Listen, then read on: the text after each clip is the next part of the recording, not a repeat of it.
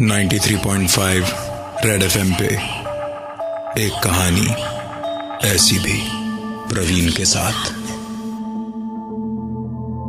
मृत्यु के बाद का जीवन एक रहस्य बना हुआ है, एक ऐसा रहस्य जिस पर विज्ञान ने भी आज तक किसी प्रकार की रोशनी डालने की कोशिश नहीं करी। क्या होता है मृत्यु के बाद हमारे इस पाक शरीर का, जो मिट्टी में तो मिल जाता है परंतु आत्मा के स्वरूप में वो हवा में यूं ही विलीन होती है। आत्माओं का अस्तित्व जरूर होता है, अन्यथा मुक्ति नामक चीज की उत्पत्ति कई लोगों को उनकी समस्याओं से निजात दिलाया। इस कहानी की दूसरी मुख्य किरदार है रोशेल, जो यूएस की निवासी हैं, परंतु रोहित से विवाह होने के कुछ दिन बाद ही दोनों इंडिया शिफ्ट हो गए। और उसके बाद शुरू हुई कुछ ऐसी घटनाएं जिसकी कल्पना रोहित और रोशेल ने अपने बुरे से बुरे सपने में भी नहीं करी होगी। मिस्टर नरूला भारतीय रेल विभाग में एक बहुत ही ऊंचे ओहदे पर कार्यरत थे और पैसों की बिल्कुल भी कमी नहीं होने के कारण उन्होंने अपने बच्चों के जीवन में भी किसी प्रकार की कमी कभी भी महसूस नहीं होने दी। अपने बेटे रोहित को उन्होंने कंप्यूटर इंजीनियरिंग में पोस्ट ग्रेजुएशन के लिए अमेरिका भेजा, जिधर पढ़ाई करते करते रोहित की मुलाकात रोशेल नाम की एक लड़की से हुई। प्यार अपने परवान पर चढ़ गया था और अपने मां बाप की इच्छा के विरुद्ध जाकर रोहित ने रोशेल से शादी कर ली। रोशेल से विवाह करने से उसे यूएस की सिटीजनशिप मिल गई और शादी करके दोनों एक खुशहाल जीवन व्यतीत कर रहे थे। इस बीच रोहित के संबंध अपने माता पिता के साथ बिगड़ते गए, परंतु जैसे हर जख्म को भरने में समय लगता है, वैसे ही रिश्तों में आई इस दरार को भरने में भी थोड़ा समय लगा। ऊपर वाले ने रोहित और रोशेल को एक सुंदर सी बेटी से नवाजा और उनकी जिंदगी में आए खुशी के ये पल ही परिवार वालों से दोबारा जुड़ने का रास्ता बने। 93.5 रेड एफएम पे एक कहानी ऐसी भी प्रवीण के साथ। रोहित के पिताजी को जैसे ही उनके दादा बनने की खुशखबरी मिली, वो फूले नहीं समाये और सारे शिकवे गिले भुलाकर अपनी पोती को देखने अमेरिका पहुंच गए। उन्होंने रोहित से गुजारिश भी करी कि वो अब भारत में शिफ्ट हो जाए, क्योंकि वहां भी बड़ी से बड़ी आईटी कंपनियां हैं जहां उसे और रोशेल को आराम से नौकरी मिल जाएगी। अपने पिता की कही हुई बातों पर अमल करते करते रोहित को 2 साल लग गए, परंतु देर आए दुरुस्त आए।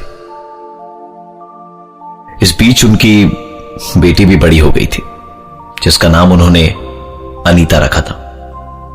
साल 2003 में रोहित सपरिवार इंडिया शिफ्ट हो गया, जिधर उसके पिताजी ने उनके रहने वास्ते एक अलग सा बंगला खरीद रखा था। रोहित और रोशेल को यह बंगला बहुत पसंद आया, क्योंकि इसकी खूबसूरती को 4 चांद लगा रहे थे। इसका समंदर के पास अवस्थित होना। इसी घर से शुरू हुआ कुछ ऐसी अजीबोगरीब घटनाओं का सिलसिला जिससे रोहित आज भी उबरने की कोशिश कर रहा है, क्योंकि उसने अपनी पत्नी रोशेल को मौत के मुंह में खुद को जानबूझकर धकेलते हुए देखा था। रात करीबन 1 बजे रोहित की आंख खुली तो उसने पाया कि उसकी पत्नी रोशेल वहां मौजूद नहीं है।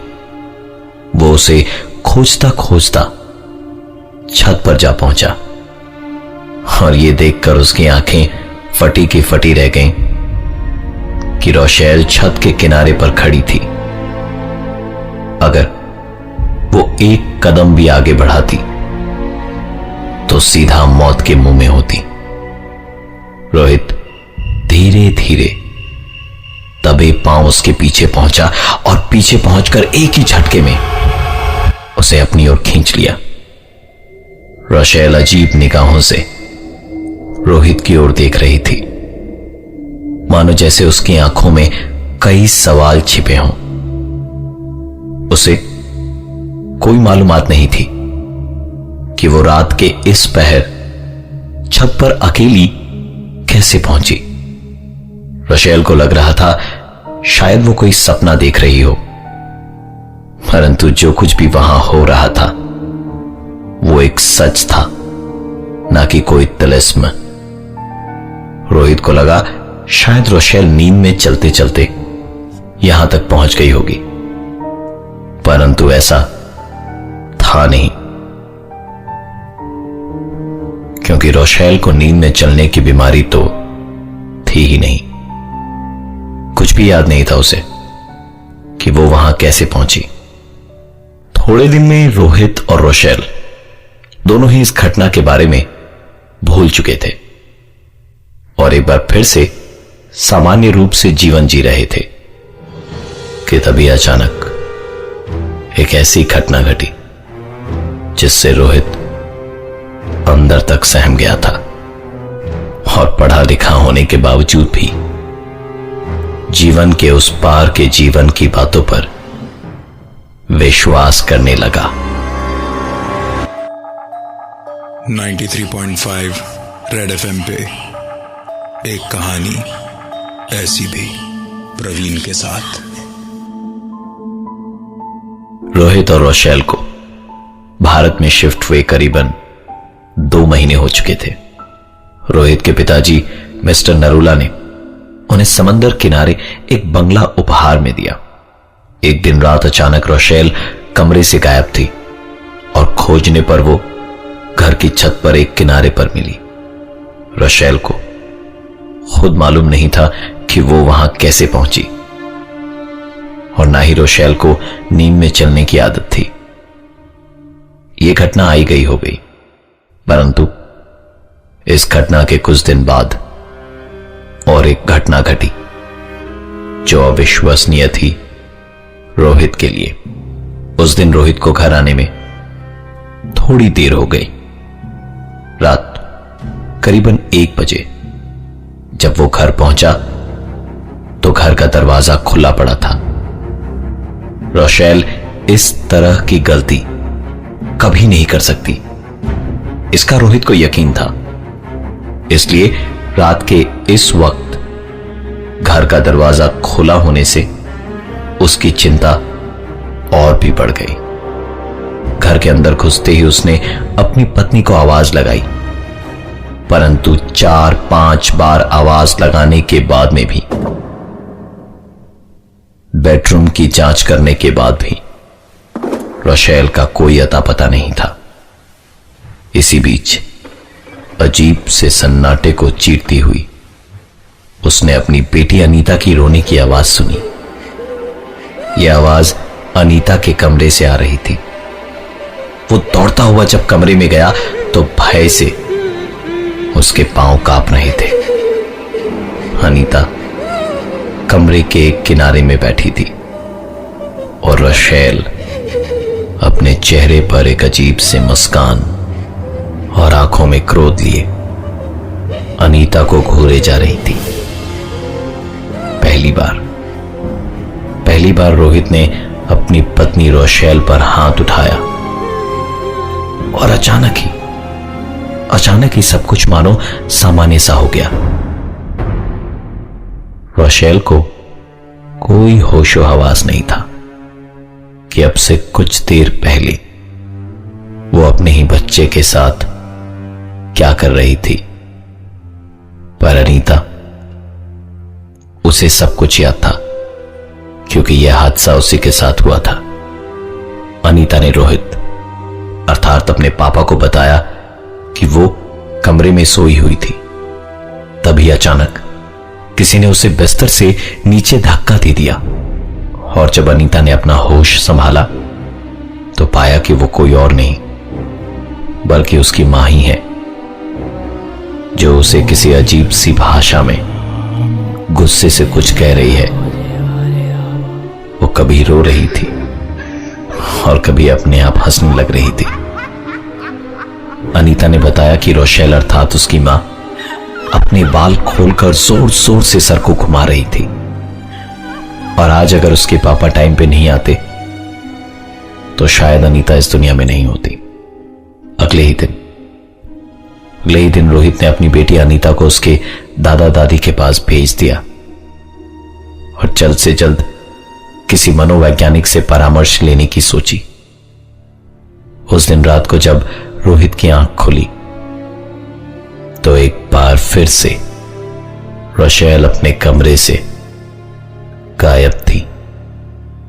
पूरे घर में खोजबीन करने के बाद रोशेल फिर से अनीता के ही कमरे में मिली, और इस बार वो टकटकी लगाए सीलिंग फैन की ओर देख रही थी। रोहित ने जब उसे जोर से झकझोड़ा तो रोशेल ने उसकी तरफ क्रोधित निगाहों से देखते हुए जोर से चिल्लाते हुए उसे उर्दू भाषा में अपशब्द कहने शुरू कर दिए।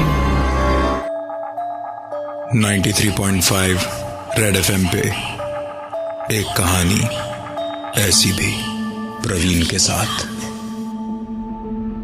चिल्लाने के साथ साथ रोशेल चीजें उठाकर उसकी तरफ फेंकी जा रही थी।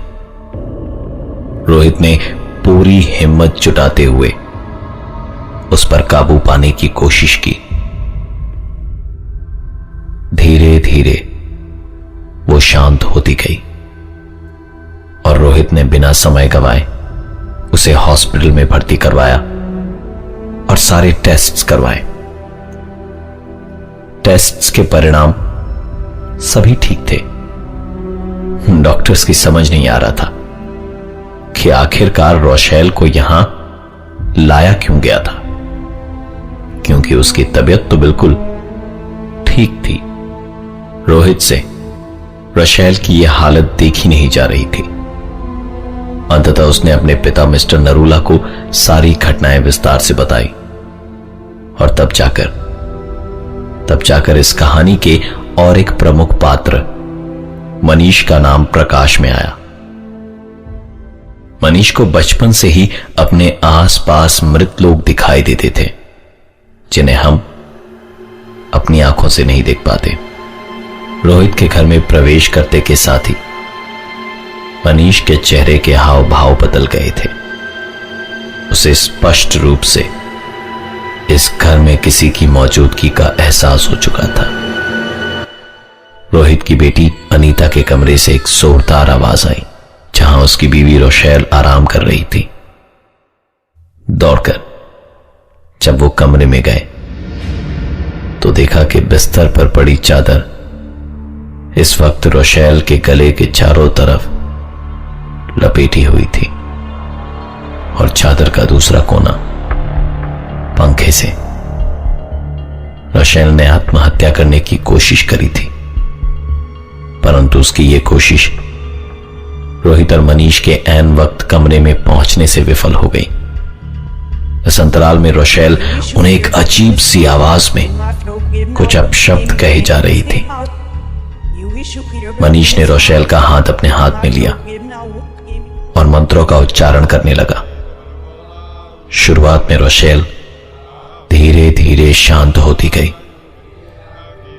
परंतु उसके कुछ क्षण बाद ही मनीष के शरीर से पसीने छूटने लगे और उसके गले से मंत्रों का उच्चारण एकाएक रुकने लगा। रोहित ने समझदारी दिखाते हुए तुरंत मनीष का हाथ खींचता हुआ कमरे से बाहर ले गया। करीबन 1 घंटे के बाद जब उसे होश आया, उसने रोहित से कहा कि हमें किसी भी तरह रोशेल को उस कमरे से बाहर निकालना होगा। मनीष और रोहित एक बार फिर कमरे के अंदर गए और एक बार फिर शुरू हुआ। सबकी आंखों के सामने मनीष इस बार दिमागी तौर पर तैयार था, क्योंकि उसे जिंदगी और मौत का सिलसिला। उसने सीखी हुई सभी शिक्षा का उपयोग कर उस आत्मा पर काबू पाने की पूरी कोशिश करी, और इस बार वो सक्षम भी हुआ। दोनों ने मिलकर रोशेल को जबरदस्ती उस घर से बाहर निकाला, और आश्चर्यजनक रूप से घर से बाहर निकलते के साथ ही रोशेल की तबीयत में पूर्ण रूप से सुधार हो चुका था। आश्चर्यजनक बात तो वो थी जो मनीष ने बताई। उसने कहा कि इस घर के उस कमरे में इस घर के पुराने मालिक की बीवी ने अपने पति की बेवफाई के कारण उस पंखे से लटककर आत्महत्या करी थी, और अपने पति की बेवफाई के कारण ही शायद वो उस कमरे में किसी भी महिला को नहीं देख सकती। आज रोशेल सही सलामत है, पर वो घर आज भी वीराना पड़ा है। मैं हूं प्रवीण, और ये थी आज की एक कहानी ऐसी भी। 93.5 रेड एफएम पे एक कहानी ऐसी भी, प्रवीण के साथ।